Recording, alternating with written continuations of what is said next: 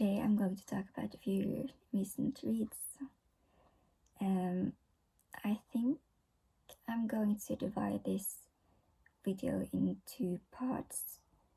One for the first part for a few English books I read, and then the last part for a few Norwegian books I read. So if you're not really interested in Norwegian books, I can understand that because most won't be able to read it, but yeah, I think I'm going to do it that way. Yeah. So the first book I want to talk about is The Love Hypothesis by Ali Hazelwood, and this was such an amazing read.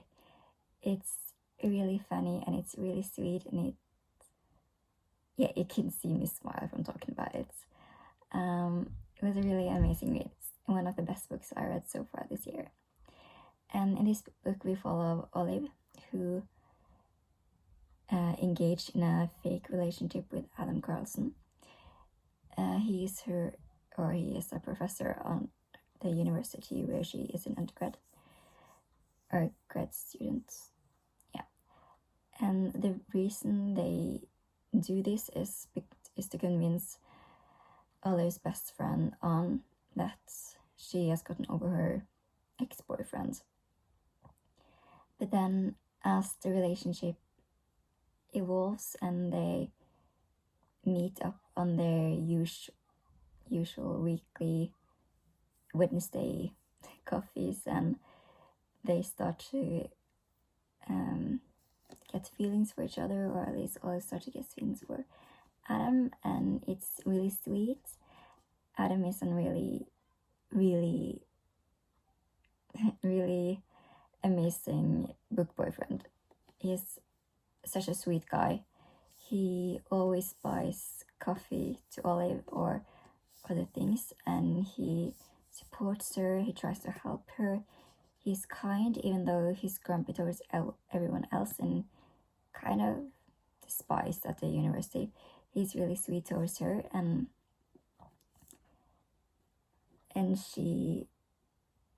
Olive is also really, she does everything for her best friend. And even though she kind of has had a tragic past, she is afraid to get loved, but she tries really hard to please everyone and to make it big and get her big breakthrough in STEM with her research on cancer, because we learn in the book. But it was a really sweet book, and it was really good written. It was funny. There was a lot of times I had to read passages out loud for my family, and even though they didn't always think it was as funny, I really thought it. So it was a really good read, and it was definitely a 5 stars, and I would really recommend it. So Love Hypothesis by Ali Hazelwood.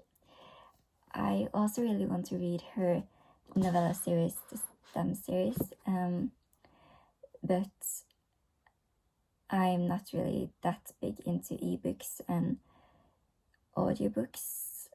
I don't even think I have access to the audiobooks in Norway, but I hope that they will come as a bind up in a book format later.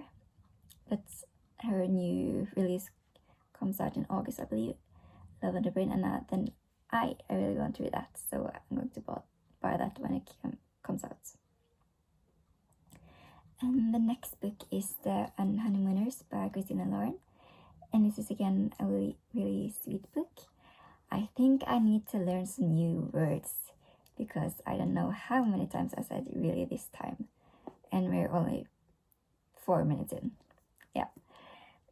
But this book is about Olive, whose sister is getting married, and her sister has always been really lucky, so she's won everything in her life, every lottery and contest and everything. So she won her wedding and she won her honeymoon to Hawaii, but then the entire wedding party gets food poisoning except from Olive and her nemesis Ethan, who is also her sister's husband's brother.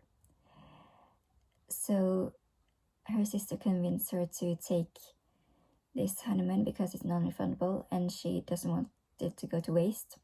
So Olive and Ethan has to go on this honeymoon. She's not really pleased with it because, again, she hates him. But the only reason she hates him is because she thinks that he despised her. But then they go in this honeymoon and it's forced proximity. It's one bed and you can see how it goes. But as they go on these trips on Hawaii and they share time together, they develop relationships and feelings, and they also have to pretend to be married because they have to pretend to be her sister and her husband. So it's also a fake relationship. And then on the trip they meet Ethan's ex-girlfriend and they meet Olive's boss. So they also pretend to be together for Ethan's ex-boyfriend to make her jealous. But we all know how fake relationship goes, and they start to develop feelings for each other, and it's a really good book. But then it's also really this pressure on how it's only on Hawaii and it's this only a summer fling and will we make it when we get back? And then of course they get back and things doesn't always turn out as you assume. But it was really good and I would recommend it. I think I gave it 4 stars. It was my first Christina Lauren book, but I think I would be willing to pick up more of their books. And then next we have a big disappointment for me. I had such high hopes for this book because it sounded really amazing, it sounded really funny, and everyone has bragged about it and said such amazing things about it, but then it fell flat for me, and that is Style A for Aunties by Jessie Sutanto. And in this book we follow Maddie, who is a wedding photographer. She is in the wedding business with her mother and 3 aunties. Big auntie, second auntie, and fourth auntie. And her mother sets her up on a blind date, but the date kind of isn't what she assumed, and she ends up killing her date. And in panic, she drags the corpse into the trunk and drives home to get help from her mother. And her mother calls her aunties, and together they try to get rid of the body and kind of save Maddie's ass. But of course, it's always trouble. So this body gets shipped off to Ireland, where they are supposed to host the wedding of the year. And yeah,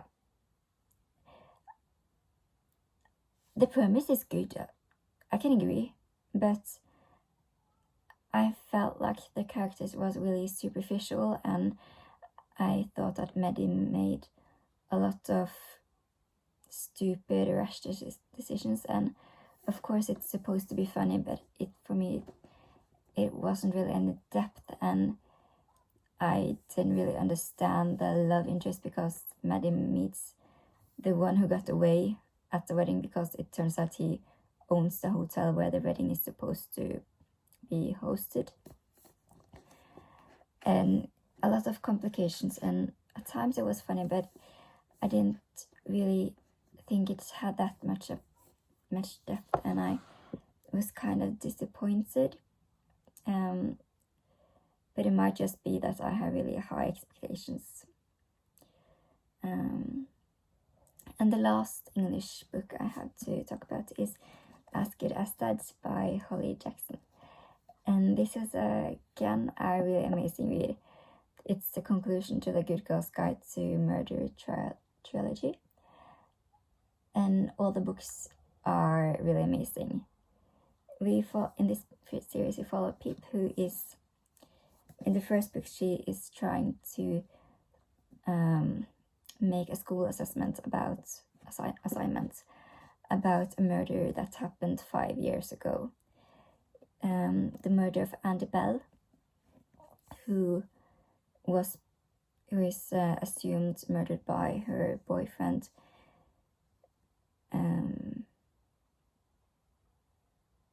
which I can't remember the name of. Sal.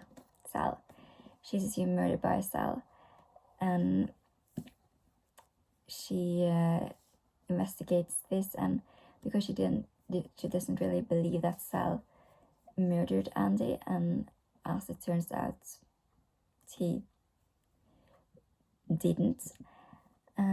But then she starts to investigate everyone who had something against Andy, and Andy turns out to be a lot more complex than what people may have thought. She wasn't a golden girl, even though she was dubbed as it, and had a lot of secrets.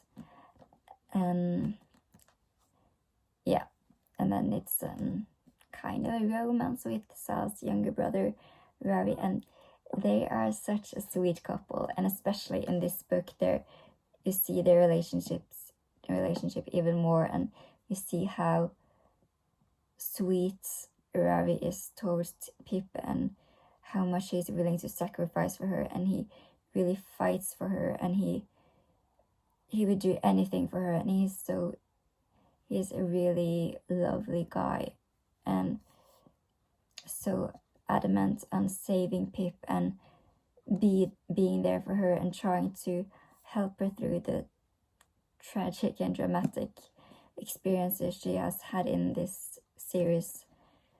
And it was a really good conclusion, and I also enjoy the way Holly writes because it's written in multimedia.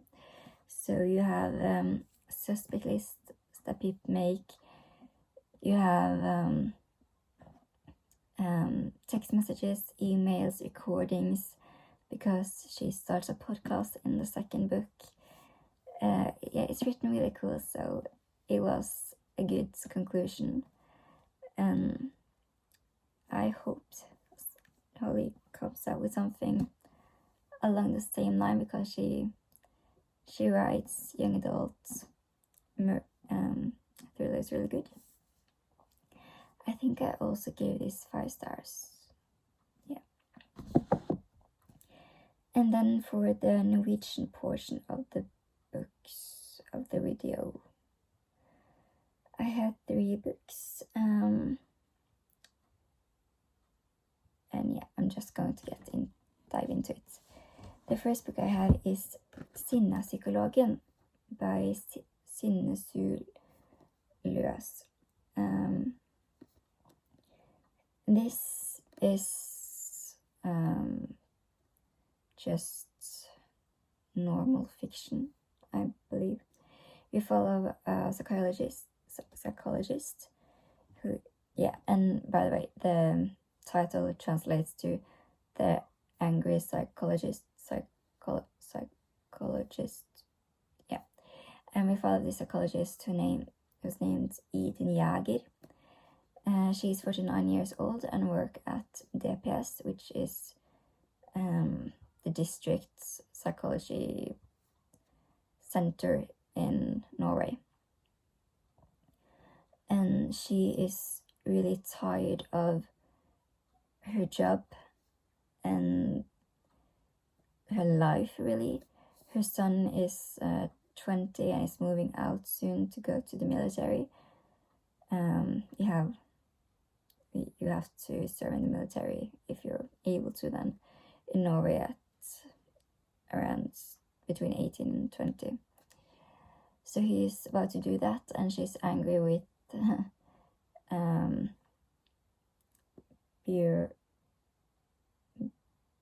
Bent Høie.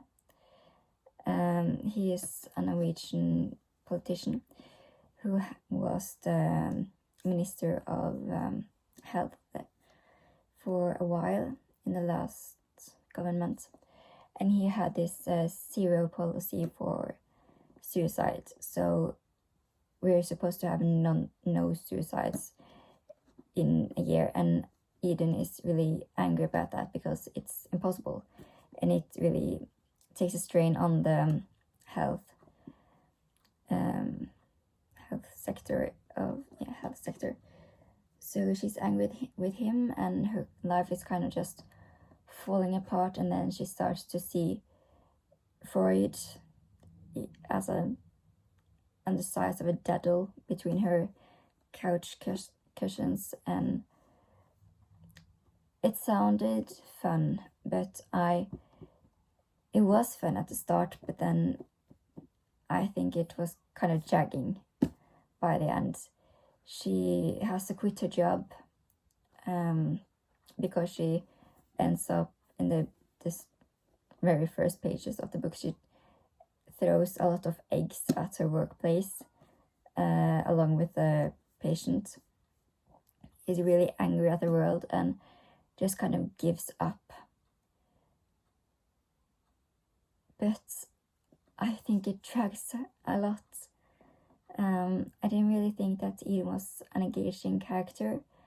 I think she was kind of boring and bland, and her friend who tried to help her was also just insisting and not really fun to read about, and that it's really sad because I wanted to like it, but then it didn't really fall through.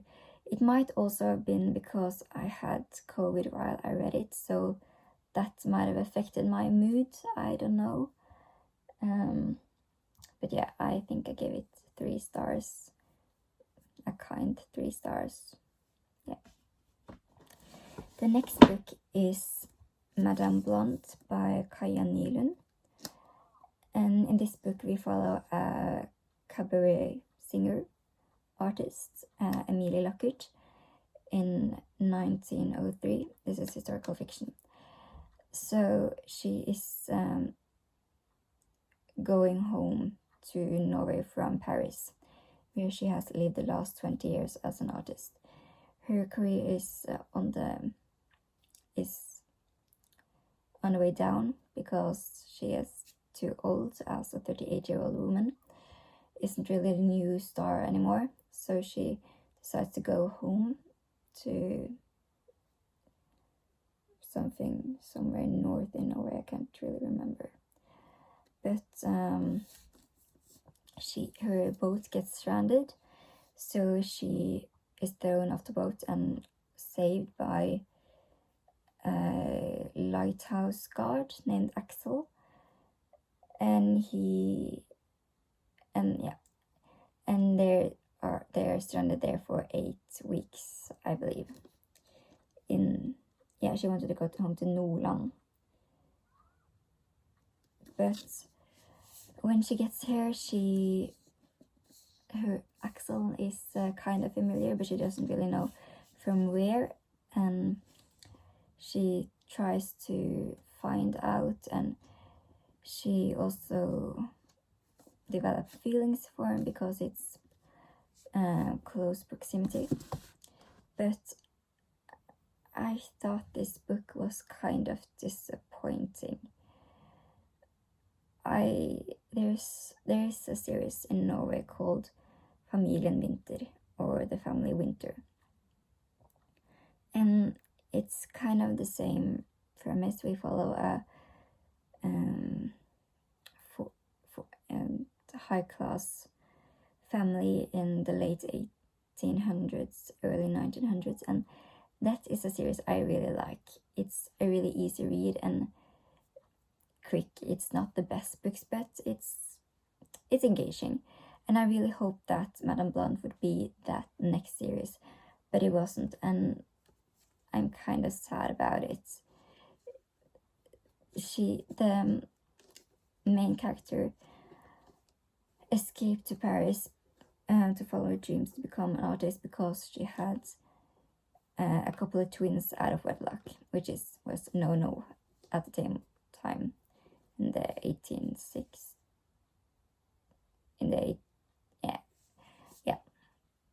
So her father really dismissed her after that and gave away her twins. But still, even 20 years, 17 years after that, she's really hung up on these kids and kind of, how would it be? And they probably miss me and I miss them so much. And I can understand wanting to have a relationship with your kids and being sad that they're missing, but it was 17 years ago and she talks about it like it was last week, and that kind of started to annoy me. It's told in or we always follow Emilia, but it's told to do throughout her life. So when she was younger and had these children when she was in Paris and now. And in Paris she had a we explored the relationship she had. But I don't know, it wasn't really my book, I believe. But yeah. And the last book I have, ending on a more happy note, is Audience by Anne Gunn Halvorsen and Randi Fuglehaug.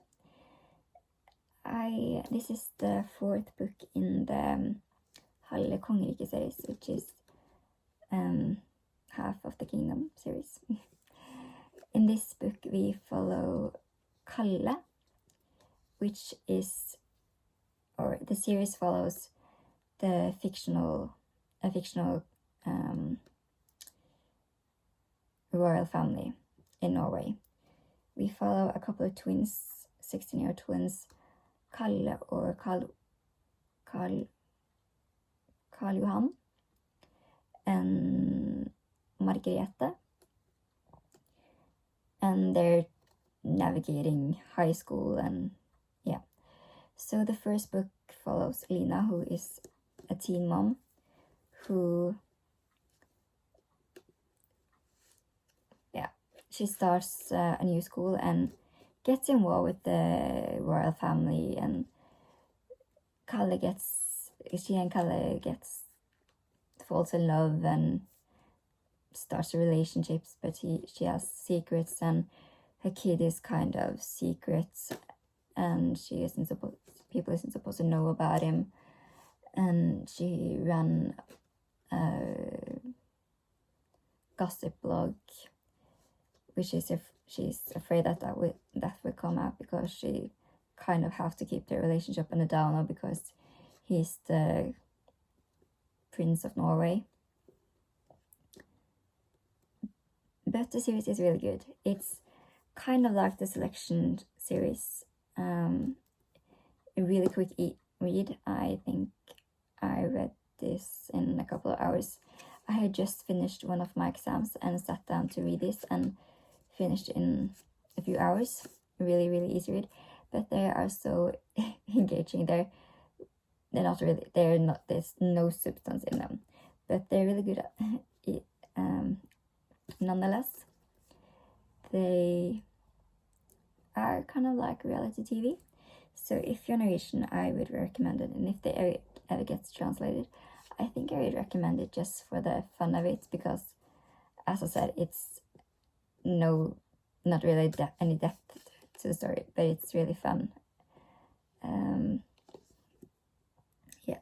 So in this specific book, we follow Kalle as he and the rest of the gang sets out to save their friend Ingrid, who has escaped to Lofoten to be with her surfer boyfriend that she met on the internet.